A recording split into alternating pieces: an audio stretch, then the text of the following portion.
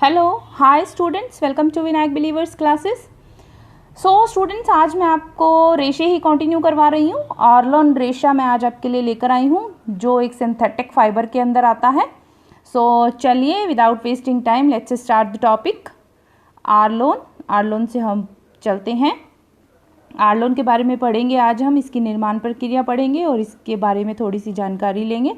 आर्लोन रेशा जो है वो एक एक्रेलिक फाइबर होता है, ठीक है। आर्लोन रेशा क्या है? एक एक्रेलिक फाइबर है, ये ध्यान रखिएगा, ठीक है। इसके यह जो रेशा होता है ये भी एक क्या है? संश्लेषित जो पॉलीमर है वो रेशा है, ठीक है। संश्लेषित पॉलीमर रेशा होता है और जटिल रासायनिक प्रक्रियाओं से बना हुआ होता है।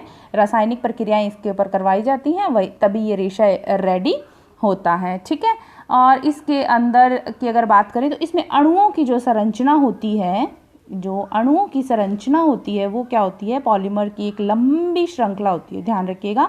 अणुओं की जो संरचना होती है वो पॉलीमर की एक लंबी श्रृंखला होती है। ये थी आर्लोन के बारे में थोड़ी सी जानकारी। चलिए हम पढ़ते हैं निर्माण प्रक्रिया। आर्लोन की निर्माण प्रक्रिया क्या है? चलिए, कहाँ से ये स्टार्ट होता है? इसका फर्स्ट स्टेप आता है आपके, देखिए, एथिलीन जो होता है, एथिलीन प्लस हाइपोक्लोरिक एसिड जो होता है, इन दोनों की जब प्रतिक्रिया करवाई जाती है तब क्या बनता है? क्लोरोहाइड्रोजन मिलता है, ठीक है। जब एथिलीन के साथ हाइपोक्लोरिक एसिड की रिएक्शन करवाया जाता है तब क्या मिलता है? क्लोरोहाइड्रोजन प्राप्त होता है। जब हमें क्लोरोहाइड्रोजन प्राप्त हो जाता है तो इसके अंदर सोडियम हाइड्रोक्साइड के साथ इसको मिक्स किया जाता है। देन हमें दो चीज़ें मिलती हैं, एथिलीन ऑक्साइड और सिनो अल्कोहल मिलता है, ठीक है। ये दो चीज़ें हमें प्राप्त होती हैं इन दोनों को मिलाने पर। थर्ड स्टेप की अगर बात करें तो थर्ड स्टेप के अंदर आपके आ जाता है एथिलीन ऑक्साइड। देखिए, हमने पीछे क्या देखा था, हमें क्या मिला था? एथिलीन ऑक्साइड, सिनो अल्कोहल। ये जो एथिलीन ऑक्साइड है, एथिलीन ऑक्साइड को क्या किया जाता है? आपके सुखाया जाता है, ठीक है। एथिलीन ऑक्साइड को सुखाया जाता है। सुखाने पर हमें क्या प्राप्त होता है? एक्रिलोनाइट्रिल प्राप्त होता है। एक्रिलोनाइट्रिल हमें प्राप्त होता है जब इसको सुखाया जाता है।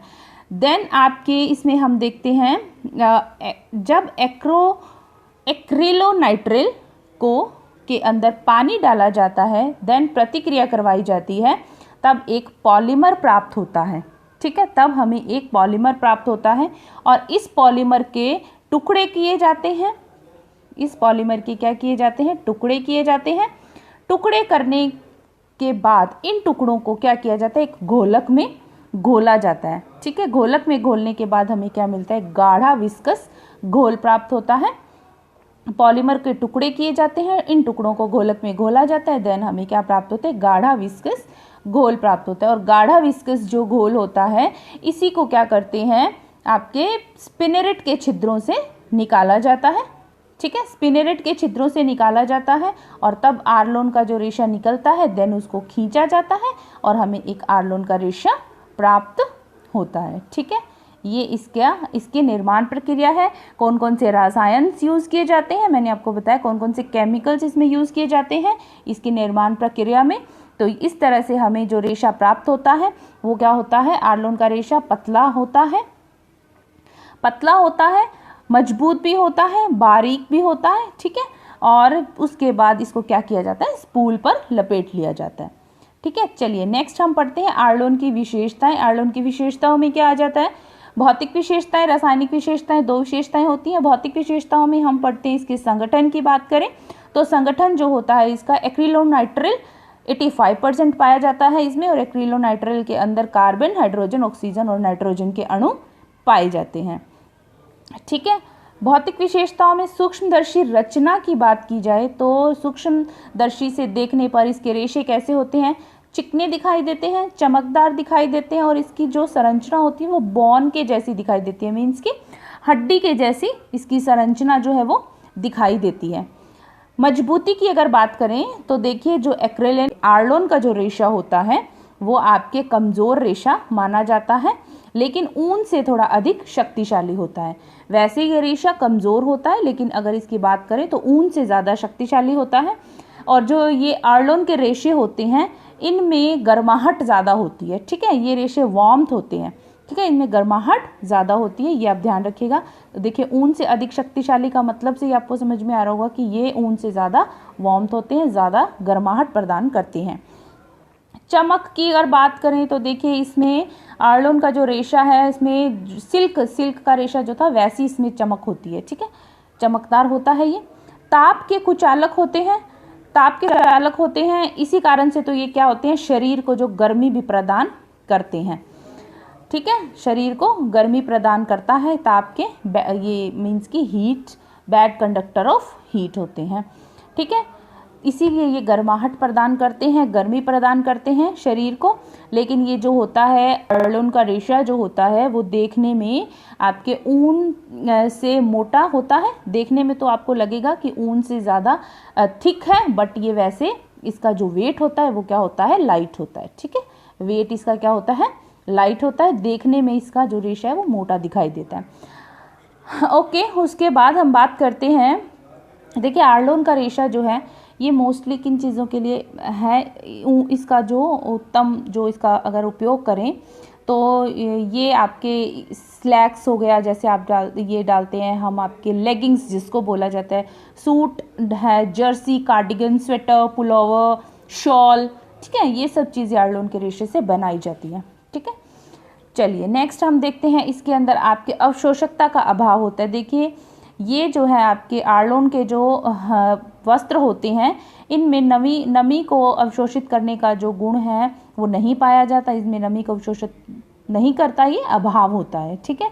इसके अंदर जो है रेशे, इसके जो रेशे होते हैं इस तरह की इनकी स्ट्रक्चर होती है कि उसके अंदर जो वाटर है, वाटर ड्रॉप्स जो होती हैं वो उनके जो उसके अंदर रह जाती हैं और वो जल्दी से सूखता नहीं है, तो अवशोषकता का अभाव होता है।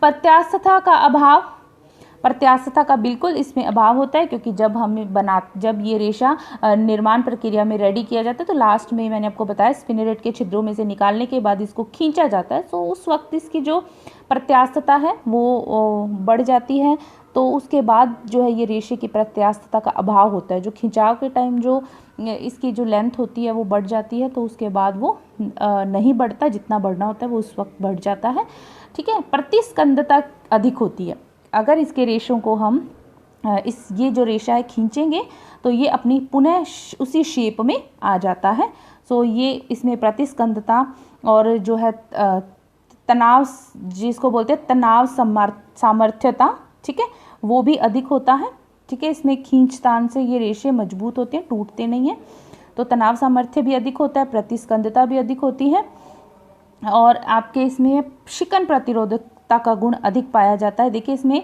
सलवटें नहीं पड़ती, रिंकल रेजिस्टेंस होता है, ये आर्लोन के जो रेशे होते हैं शिकन प्रतिरोधकता का इसमें अच्छा गुण विद्यमान होता है, और इनमें सिकुड़न नहीं आती है, ठीक है, तो श्रिंक नहीं होता। और उसके अलावा देखिए इसके अंदर हम बात करें तो आगे आपके रासायनिक विशेषताओं में आप देखिए इसमें अम्ल का हानिकारक प्रभाव नहीं पड़ता इस पर, ठीक है। क्षार का, ठंडा क्षार होता है वो नुकसान नहीं पहुंचाता, लेकिन गर्म क्षार अगर यूज़ करें इन रेशों पर तो क्षतिग्रस्त हो जाते हैं रेशे, ठीक है। तीव्र ब्लीच, अगर ब्लीच भी आपके जो है वो तीव्र है तब वो रेशों को नुकसान पहुंचाता है, अगर माइल्ड ब्लीच है तो वो रेशों को नुकसान नहीं पहुंचाता, ठीक है। स्ट्रॉन्ग ब्लीच जो होता है वो रेशों को नुकसान पहुंचाता है, ठीक है। उसके अलावा देखिए अगर हम बात करें इसकी साफ सफाई धुलाई की, तो आर्लोन के जो रेशे होते हैं वो चिकने और कोमल होते हैं, तो गंदगी क्या होती है इनके ऊपर से फिसल जाती है, धोने में आसान होते हैं, ठीक है। और रगड़ व घर्षण का इन पर प्रभाव जो है वो हानिकारक प्रभाव तो पड़ता ही है रेशों पर, ठीक है। रगड़ व घर्षण का अगर ज़्यादा जो है एब्रेशन हो, फ्रिक्शन हो, तो कोई भी रेशा जो है वो कमज़ोर पड़ जाता है, हानिकारक प्रभाव पड़ता है। और इन रेशों पर जो आपके बात की जाए कीड़े, सूक्ष्म जीव, फफूंद, तो इन सब का इस पर क्या है प्रतिकूल प्रभाव नहीं पड़ता, चाहे वो कीड़े हो, सूक्ष्म जीव एवं फफूंद हो, तो क्योंकि ये रसायनों से बने होते हैं तो फफूंद और कीड़ों का इन पर हानिकारक प्रभाव नहीं पड़ता। सो स्टूडेंट्स, आज ये हमने पढ़ा आर्लोन के बारे में हमने जानकारी ली कि आपको ज़्यादातर इसमें याद करने वाली बात जो है वो है रसायन कौन कौन से यूज़ किए जाते हैं, निर्माण प्रक्रिया क्या है, सो क्या मिक्स करने पर क्या बनता है, ये आप ध्यान रखिएगा। एक दो बार आप इस वीडियो को देखेंगे तो आपको अच्छे से याद हो जाएगा। सो thank you so much for watching my video. कल एक नए फाइबर की बात हम करेंगे नेक्स्ट वीडियो में। So thank you so much guys, bye. मेरे साथ बने रहिए। मेरी वीडियो अच्छा लगा तो लाइक शेयर सब्सक्राइब करना नहीं भूलिएगा। God bless you all. Thank you so much. Bye.